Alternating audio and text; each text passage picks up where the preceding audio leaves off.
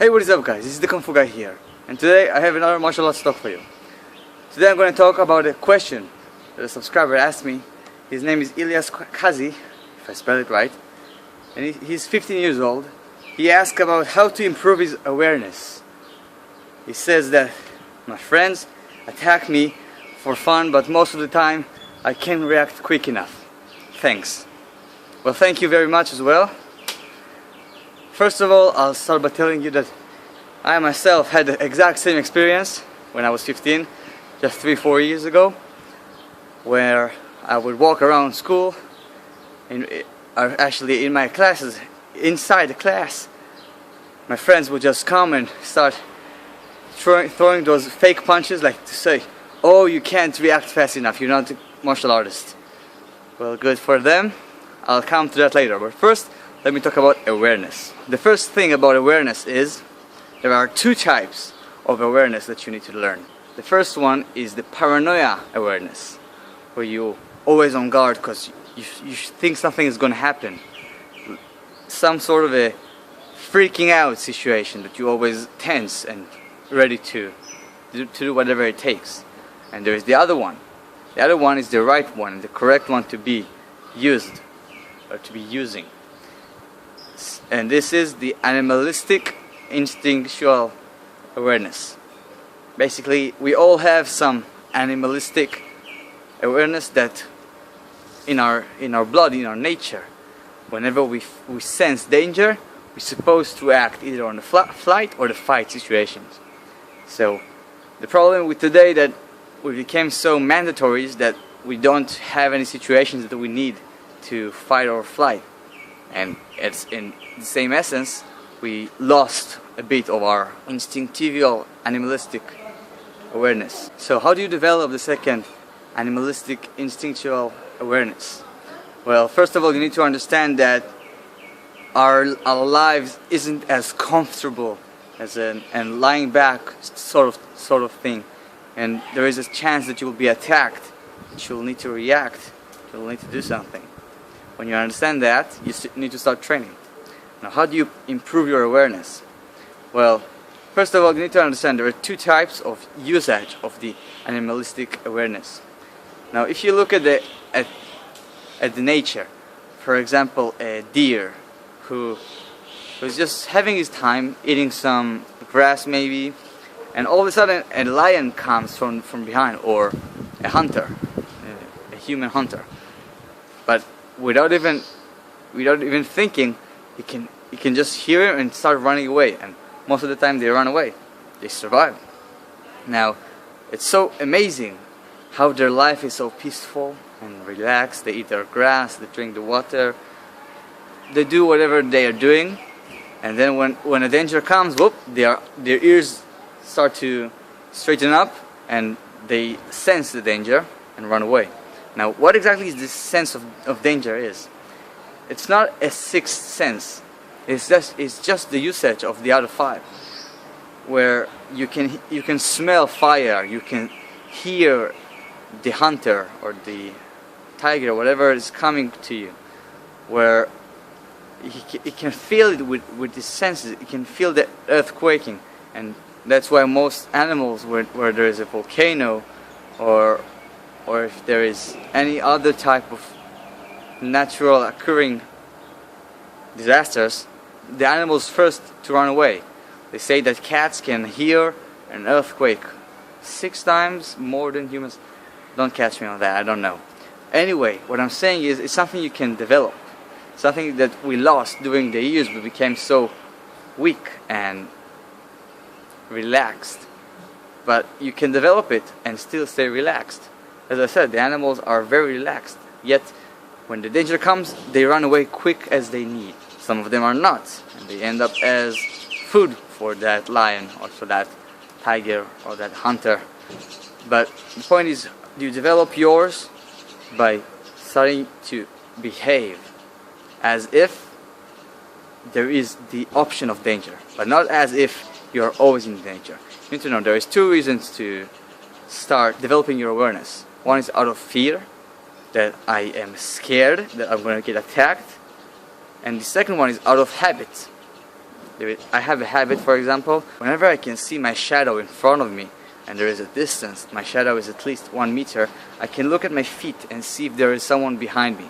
And I can understand our distance, his height, his size, and if he's dangerous to me or not. And I can do that even when I'm putting my headphones on and I can't even hear him. Other thing is I can always hear someone who's behind me. I can hear them walk, I can hear them step on some leaves.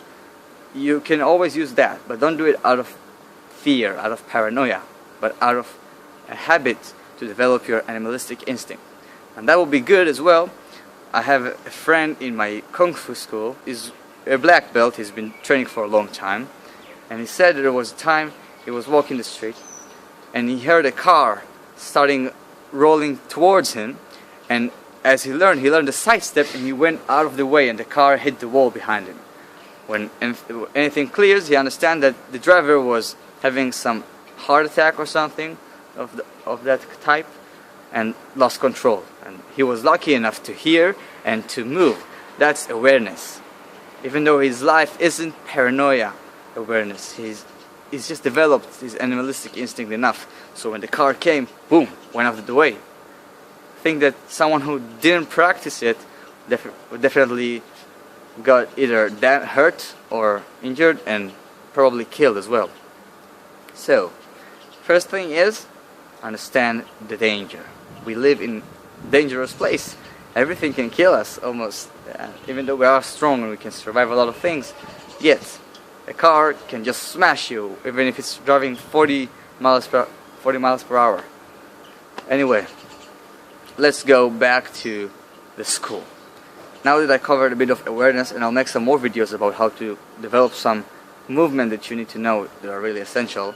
For now, I'm going to tell you that when it comes to your friends in school, there is the best way that I have found, that I've did myself, to stop them from picking on you because you're a martial artist. Now, you're a martial artist, you did the right thing. Martial arts is a great way to develop yourself. It's a great personality builder. Not only because you learn how to fight, there is so much more to it. That's why I recommend a lot of people to go and do martial arts. When you're in school, facing your friends, you don't want to be on the paranoia awareness, where I'm always watching my back, always watching someone going to throw a punch. You don't want that. Those are your friends, the people that you should feel comfortable around, the people that you can trust to never hurt you. If the other way, when you are in pain, they need to assist you, they need to help you. This is what friendship really means, to live with each other peacefully, not scaring each other every time you're going to get punched and always watching your back so someone won't grab you and choke you. Now, that would happen to me when I was 15. I started training when I was 14, and after a year at least, I started doing some exercises and show my friends, and they were fascinated with martial arts, but none of them were brave enough to start training as well, or committed enough, or motivated enough. Anyway, but they wanted to show me, or to prove for themselves, that martial arts is just bullshit. So they would come, and if I would stand here, he would walk by my side, and then, whoa, fake punch me to the face, almost hitting me. And then it would say, "Hi, you see, you cannot stop that. You're not real martial arts. Martial arts is bullshit." And at that point, I didn't have enough confidence as much as I have today. If it would have happened today, I said, "Okay, just please don't punch me. You might hit me, and I don't want that." Back then, I wanted, just like you, to know what can I do to stop them. So I started doing the paranoia awareness, always watching my back, and I noticed that it influenced the way I think and communicate with my friends. Because now I cannot stand close enough, I cannot be comfortable around them, and it really damaged the friendships. So I stopped doing that. They kept doing their punches, and until one day, and that was the edge, where someone fake punched me but accidentally hit me here in the jaw. Now it didn't hurt because I already got used from all the sparring with it to getting hit in the jaw. It didn't hurt, but it was annoying. So I told the one who picked me the most this: "You and I, let's have some competition. I'm going to teach you an exercise that we do in front of each other, some sort of a sparring match that checks who's better. And if I win, you promise to never pick me again, never poke me, never punch me, fake, don't do anything. And if I lose, you can do it whatever you want. You can, I will even let you do it without hurting you at all. Promise. So he said, oh, that sounds good. He has nothing to lose. Only I can lose in that. So I said, okay, what do we do? And I told him, okay, this is called slap fighting. We stand in front of each other and we just touch each other's chest and head with our fingers, with our palms. And I'll even give you an advantage. If you can hit my body once before I touch yours, either the head or the body, 5 times, then you win. But if I can touch you 5 times before you touch me once, I win. We can touch each other's forearms, there is no problem with that. You can block and you can hit, just don't hit too hard. And the good thing about it is that he understands that there is no danger involved, and well, the odds are all in his favor because touching once is very easy. 5 times, I mean, if I go for a hit and he touched me, then he won and I lost, and I need to live with that. And the good thing for me, the advantage for me, is that I've been practicing that specific fight for the past year. That's what we do almost every single training session. We stand in front of each other and we starting slapping each other to get used to the fight. I wasn't ready yet to go all out sparring yet. Even though I did it, I was working more on the slapping. So I was standing in front of him. I said, first of all, we do a bow. We did a bow. We stood in front of each other and told him, whenever you're ready. So he jumped to me, and I blocked his attack and hit him once, hit him twice, 5 times without a problem. He didn't even touch me once. And he was amazed. I proved him that martial arts isn't just bullshit, right? And I cared about that back then.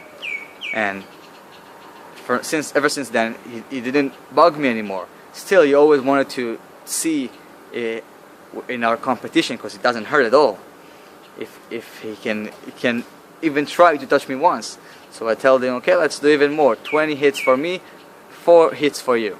Still got him. Not a problem. Once you practice something long enough, you'll be able to stop it. If you want to, anyway, someone going to punch you by surprise, you want to practice that as well.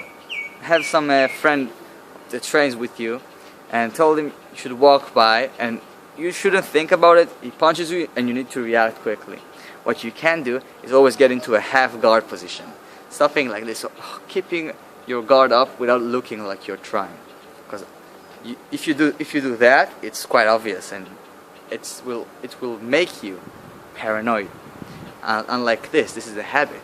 Whenever I'm walking and I see someone who is questionable if he's going to attack me or not, this is too much obvious as well. Who walks like that in the street? I always go like that, rubbing my neck maybe. Always keeping my guard up, so if I need, it's enough. Unlike from all the way down to keep my hand up is quite long. This is enough to block an attack. And afterwards it continues depending on the situation. But what you don't want to do is be in a panic. So when someone grabs you from the back, you'll immediately go for the throw or for the hit to the nuts. Now, what if your friend just comes and hugs you because he didn't see you in a while, and you end up making him and you end up hurting him so much that he's just going to stay like that for the rest of his life? What's the point in that? I heard stories like that. Doesn't sound like fun. Not for the attacker, not for the defender. Even though there is no attacker, no defender, just hugs. So don't hug people from the back. You don't know what they're going to do to you. So I hope this video helped you, Elias, and everyone else who watching. And I'll see you in my next video. I'm also going to talk about awareness, like the shoulder slip when someone walks by you. Really cool exercise and something more that you can do. But that's it for today. Just in a few days I'm going to start my military service, and I won't have much time to really make videos, but I will try to keep them up for you guys, because I know it's helped and I know it will help to other people, and it helped me to communicate in English. It's really cool. I'll see you in my next video. Train hard, train smart, and peace. It goes for how to build your martial arts program or training program. The first thing and the most important thing of all is to learn to pace yourself. If you don't know how to pace yourself, to yourself. You will definitely not get better, you may even get worse, but most of the times you'll just stay the same. You won't be able to throw the high kick that you always wanted to, you won't be able to